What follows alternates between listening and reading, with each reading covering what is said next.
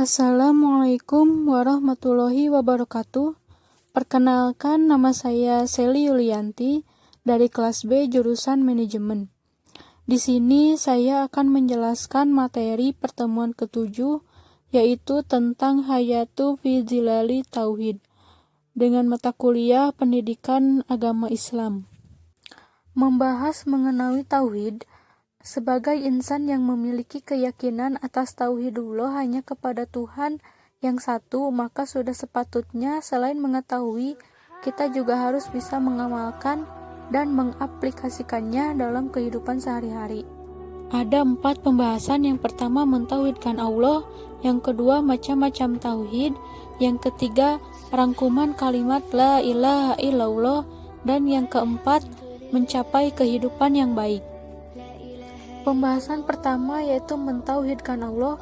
Hidup mulia hanya akan diraih apabila seseorang hanya berwala atau loyal kepada satu Tuhan yang maha sempurna, yaitu Allah Subhanahu wa Ta'ala, dengan pemahaman akidah yang benar dan sesuai dengan yang diajarkan oleh Rasulullah SAW tentang yang pertama zat. Zat Allah Ta'ala adalah zat yang maha sempurna.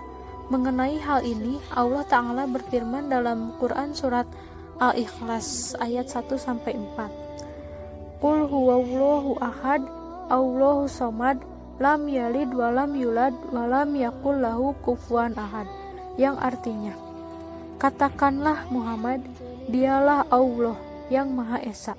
Allah tempat meminta segala sesuatu.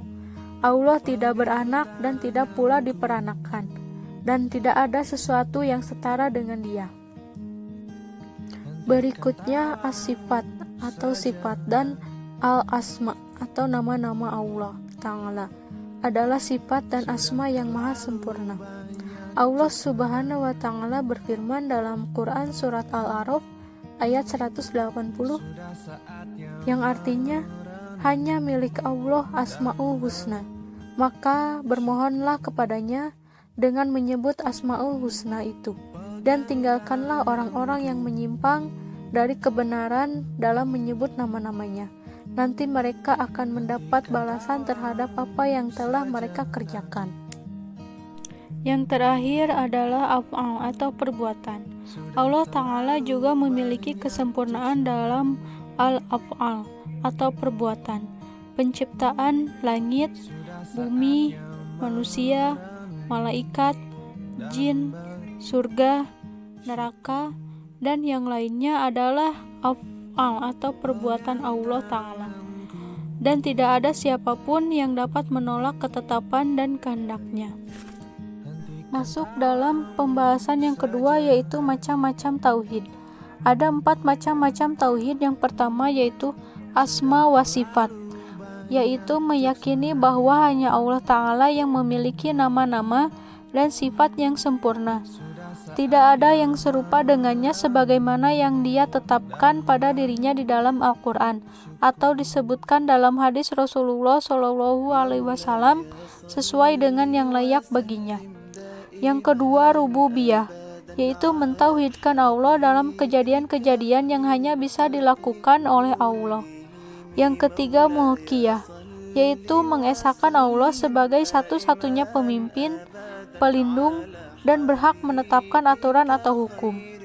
Yang keempat, uluhiyah, adalah pengesaan Allah dalam ibadah. Selanjutnya pembahasan tentang kalimat la ilaha illallah dalam tauhid. Sikap ketauhidan sebagaimana dalam satu kalimat la ilaha illallah, tiada Tuhan selain Allah, yakni melepaskan diri dan menjauhi tagut, dan beribadah hanya kepada Allah saja. Sebagai seorang muslim yang hidup di bawah naungan tauhid adalah mereka yang menjadikan Allah sebagai mahbudan atau yang dicinta, Allah Ta'ala sebagai Rabban maksudan, Tuhan yang dituju, Allah Ta'ala sebagai Malikan Muta'an, Raja yang ditaati, Allah Ta'ala sebagai Ilahan Ma'budan, Tuhan yang disembah. Yang terakhir yaitu mencapai kehidupan yang baik. Sebagai manusia, kita pasti ingin mendapatkan kehidupan yang baik. Kehidupan yang baik ini di dunia dan di akhirat. Dunia bahagia, akhirat surga. Yang mana di dunia mendapatkan kenikmatan dan kebahagiaan, sedangkan di akhirat kita mendapatkan surga, ridho Allah dan melihat Allah. Cukup sekian penjelasan dari saya, materi tentang Hayatu fi Zilali Tauhid. Mohon maaf bila ada kekurangan dan ketidakpahaman. Jika materi ini bermanfaat, tolong di-share.